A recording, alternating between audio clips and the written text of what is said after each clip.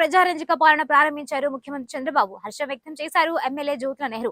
Vote bank రాజకీయాలకు స్వస్తి చెప్పే ప్రజల జీవితాలలో వెలుగులు నింపేందుకు 5 సంవత్సరాల పరిపాలన సాగుతోంది అనడానికి నిదర్శనం. ముఖ్యమంత్రిగా బాధ్యతలు చేపట్టిన వెంటనే ప్రజలకు, సామాన్యులకు, విద్యార్థులకు అందరికీ మేలు చేకూరే విధంగా ఆయన చేసిన 5 సంతకాలు అని జ్యోతుల నెహ్రూ జగ్గంపేట పార్టీ కార్యాలయంలో హర్షం వ్యక్తం చేశారు. ముందుగా మొట్టమొదటి సంతకం మెగా డిఎస్సీపై పెట్టి 16,010 మందికి ఉద్యోగ అవకాశం కల్పించడం లక్ష్యంగా పెట్టడం జరిగిందని, రెండవ సంతకం ప్రజలందరినీ భయభ్రాంతులకు గురి చేసిన ల్యాండ్ టైటిల్ యాక్ట్ రద్దు చేసే విధంగా పెట్టడం, మూడో సంతకం సామాజిక పెన్షన్ 4,000 రూపాయలు, వృద్ధులకు, వితంతువులకు 6,000 రూపాయలు, దివ్యాంగులకు 15,000 రూపాయలు, మంచానికి పరిమితమైన వారికి ఇచ్చేందుకు నిర్ణయం తీసుకుని సంతకం పెట్టడం జరిగింది. నాలుగో సంతకం అన్న క్యాంటీన్, పేదలకు 5 రూపాయలకే అన్నం పెట్టేందుకు గత ప్రభుత్వంలో అమలు చేసిన పథకాన్ని మళ్లీ పునరుద్ధరించడానికి పెట్టడం. ఇప్పుడు ప్రధానంగా ముఖ్యమంత్రి గారికి సర్వాధికారాలు ఉంటాయి, మంత్రులు ఇచ్చే దాని మీద. ఇక్కడ ముందు మీ అందరికీ కానీ మా కార్యకర్తలకు కానీ తెలియజేయాల్సింది, నేను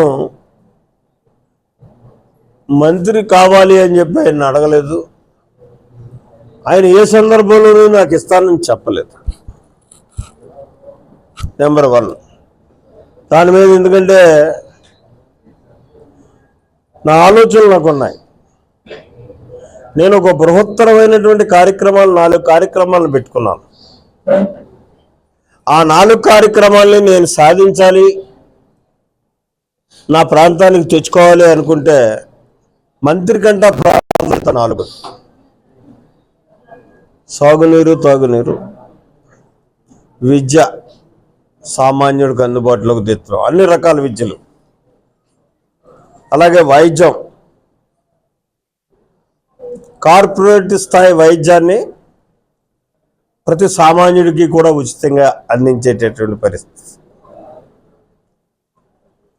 అలాగే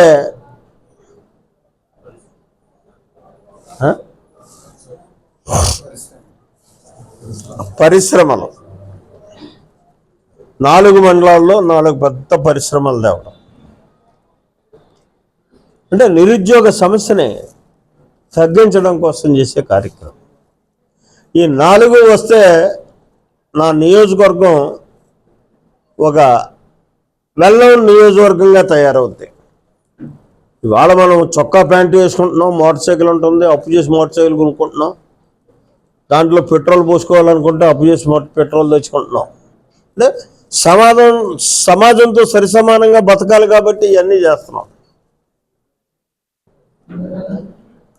ఆర్థిక పరిపుష్టి ఉన్నటువంటి నియోజకవర్గం మాత్రం కాదు మనది. అంటే ఆ రకమైనటువంటి వనరులు మనకు లేవు, ఉన్న వనరులను ఉపయోగించుకునే పరిస్థితి లేదు నేటి వరకు. అందులో నేను కూడా భాగస్వామినే. ఇవాళ నా కాన్సెప్ట్ ఏంటంటే, ఖచ్చితంగా ఆ 4 సమస్యల్ని పరిష్కారం చేసుకుని సాధించుకుని ఆర్థిక పరిస్థితి కలిగినటువంటి నియోజకవర్గంగా దీన్ని తయారు చేయాలి అన్నదే నా కాన్సెప్ట్. దాని మీద ఎక్కువ ప్రాధాన్యత పెట్టాను. ఈ మంత్రివర్గం మీద పెడితే ఇది పక్కకు పోయే పరిస్థితి ఉంది. కాబట్టి అక్కడ కూడా నాకు, అందులో మంత్రివర్గం కూడా చాలా చక్కని మంత్రివర్గాన్ని కూర్పు చేశాడు. ఎప్పుడు కూడా 10 కాలాల పార్టీ ఉండాలనుకున్నా, పరిపాలన సాగాలనుకున్నా మంత్రివర్గం అన్నది సమపాలనలో ఉండాలి. ఇవాళ ఆ రకమైనటువంటి స్థాయిలో మంత్రివర్గాన్ని ఏర్పాటు చేశాడు చంద్రబాబు నాయుడు గారు. అనుభవశీలను పెట్టాడు, అలాగే యువతకి ప్రాధాన్యత ఇచ్చాడు, మహిళలకి ప్రాధాన్యత ఇచ్చాడు.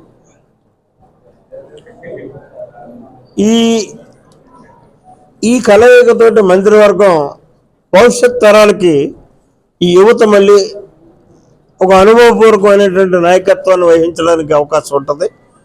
ఇటు పార్టీ పటిష్టం అవుతుంది, అటు ప్రభుత్వ పరంగానే భవిష్యత్తులో ముందుకెళ్ళడానికి అవకాశం ఉంటుంది. ఆ ఆలోచనలు చేసుకునే అన్ని రకాల ఆలోచనలతోటి ఆయన మంత్రివర్గాన్ని పెట్టాడు. ఎక్కడా కూడా ఇక్కడ మీ అందరికీ క్లియర్గా నేను చెప్పేది ఏంటంటే, నాకు ఏసన్ మాత్రం మంత్రి రాలేదు అని చెప్పి ఏ క్వశ్చన్ కూడా బాధ లేదు, ఆలోచన లేదు. మంత్రి కోసం నేను ఆలోచన చేయలేదు. ఆ రోజు కూడా 7 గంటల దాకా హ్యాపీగా పడుకున్నాను నేను. పాపం ఆతృతగా మా వాళ్ళందరూ కూడా నిద్ర లేకుండా కాలక్షేపం చేశారు. వాళ్ళకు ఉండొచ్చు, సహజం. వాళ్ళ నాయకుడు ఎదగాలి, గొప్ప స్థాయిలో ఉండాలి అని చెప్పి. అయితే నేను మా వాళ్ళకి చెప్పేది ఏంటంటే, ఈ 4 సాధించుకుంటే ఇంకంతకంటే గొప్పేటి మనకి. నా జీవితానికి సార్థకత వస్తుంది. నా నియోజకవర్గం నమ్మి నన్ను, అందులో ఎంత 52,000 ఓట్ల మెజారిటీ, విజయమైనటువంటి ఓటర్లను నేను అనుకోను ఇక్కడ. ఎందుకంటే వీళ్ళ పాలనతో సంబంధం లేదు. ఏ రోజుగా రోజు బతకడానికి టైం కేటాయించేవాళ్ళే కానీ ఆలోచించేవాళ్ళు కాదు.